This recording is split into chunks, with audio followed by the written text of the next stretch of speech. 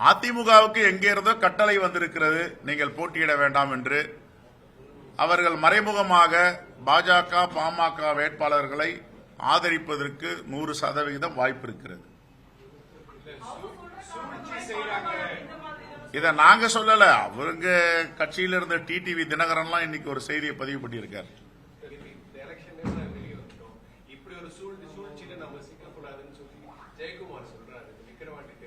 என்ன சூழ்ச்சி? அப்ப அவரே சொல்றாரு நம்ம பாமகக்கு எதிராக பாஜக எதிராக வேட்பாளர் போடக்கூடாதுன்னு அவரே ஒத்துக்கொள்ளுகிறார். பி டீமா இருக்காங்க அவங்களுக்கு. திமுக வந்து இடைத்தேர்தல் அராஜகம் பண்ணி வாக்கு சேகரிக்கிறது, கூடுதல் செலவழிக்கும், அந்த அடிப்படையில் நாங்க வந்து புறக்கணிக்கிறோம் சொல்லி விமர்சனம். அப்ப அதிமுக காலங்களில் நடந்த இடைத்தேர்தல்கள் எல்லாம் அவங்க இப்படிதான் செஞ்சாங்களா? இதே விக்கிரவாண்டியில இடைத்தேர்தல் வரும்போது அதிமுக வேட்பாளர் வெற்றி பெற்றிருக்கார், முத்தழகன் முத்துச்செல்வன். அவர் எப்படி வெற்றி பெற்றாரு? அப்ப அவர்களுக்கு ஒரு நீதி, திராவிட முன்னேற்ற கழகத்துக்கு ஒரு நீதியா? முதல்ல பாஜக இருக்க பெண்களுக்கு அவரை பாதுகாப்பு கொடுக்க சொல்லுங்க, அதற்கு பிறகு வரட்டும். அவங்க பெண்கள் நிர்வாகிகளுக்கு முழுமையான பாதுகாப்பு கொடுப்பேன்னு பேச சொல்லுங்க. அவரை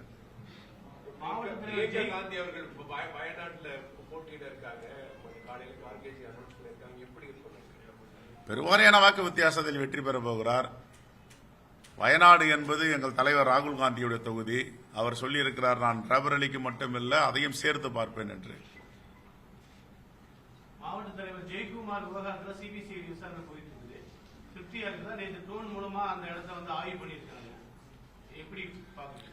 எங்களுடைய கோரிக்கை தீர புலன் விசாரணை செய்ய வேண்டும், உண்மையான குற்றவாளி யார் என்று சட்டத்தின் முன் நிறுத்த வேண்டும். நல்லா இருக்கு, பிரமாதமா இருக்கு. நாங்க ஏற்கனவே சொல்லி இருக்கிறோம், மாண்பு முதலமைச்சரிடம் இரும்பு கரம் கொண்டு கூலிப்படைகளை அடக்க வேண்டும், ஒடுக்க வேண்டும். சொந்தக்காரக்குள்ளேயே நிலத்தகராறுக்கு கொலை பண்ணிக்கிறாங்க, காதல் பிரச்சனையில கொலை பண்ணிக்கிறாங்க, சாதி மறுப்பு திருமணத்தில் கொலை பண்ணிக்கிறாங்க. இதுக்கும் சட்டம் ஒழுங்கு என்ன பிரச்சனை இருக்கு? ஒரு கேங்ஸ்டர் இன்னொரு கேங்ஸ்டர் கூட மோதிக்கிறான் அப்படின்னா சட்டம் ஒழுங்கு வேடிக்கை பார்க்குது, காவல்துறை வேடிக்கை பார்க்குதுன்னு சொல்லலாம்.